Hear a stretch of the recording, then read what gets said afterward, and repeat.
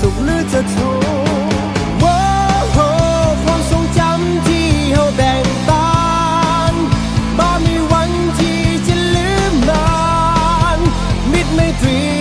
ที่ยาวนานคือความจริงใจ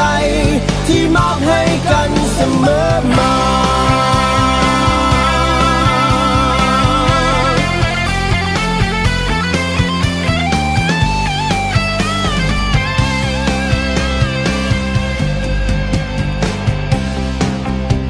เวลาที่ได้ผ่านไป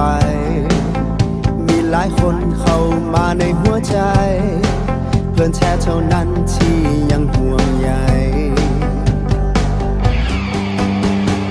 ว้าวความจริงใจที่เรามีกันความผูกพันที่มีตลอดมาให้เวลาเป็นสิ่งที่พิสูจน์ไม่ว่าจะสุขหรือจะทุกข์ความทรงจำที่เราแบ่งปันบ่มีวันที่จะลืมมันมิตรไมตรีที่ยาวนานคือความจริงใจที่มอบให้กันเสมอมา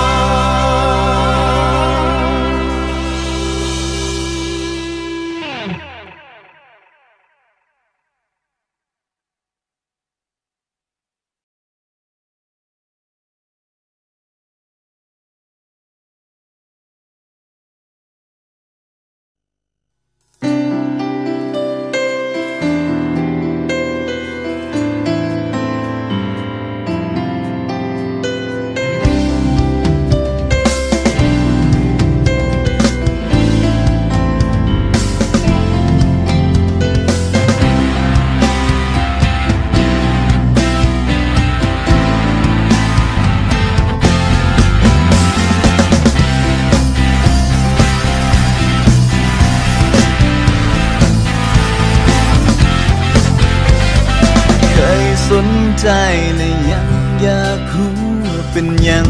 น้ำตาแห่งความยินดีมันยังคงไหลออกมาในทุกนาทีที่เห็นคนที่เฮาหามีความสุขในหนทางแห่งความใฝ่ฝันเหมือนเจ้านั้นยังรอคอยและยังมีความหมายเหมือนเคยยังมีหวังให้คนคนนี้มีพลังและลมหายใจเพียงเท่านี้น้ำในตามันก็ไหลน้ำในตามันก็ไหลมาก่อนไหลมาบอกว่าเจ้าจากไปแสนไกลน้ำในตามันก็ไหลเหมือนเจ้าเองก็หวั่นไหวเหมือนตาก่อนเหมือนวันเก่าที่เฮาเคยยิ้มเคยให้กันในหัวใจเลยได้ฮับว่าเป็นยังน้ำตาแห่งความยินดีความสุขนั้นและกำลังใจที่เจ้านั้นมีในวันนี้หัวใจสุขเหลือเกินทางที่เจ้าไปกับทางที่เคยฝันเส้นทางนั้นยังรอคอยแต่บอกมีเจ้าก้าวไปทิ่มคอยยืนอยู่กับความหลังและมันคงสาเกินไปที่ทุกอย่างเจอกลับมา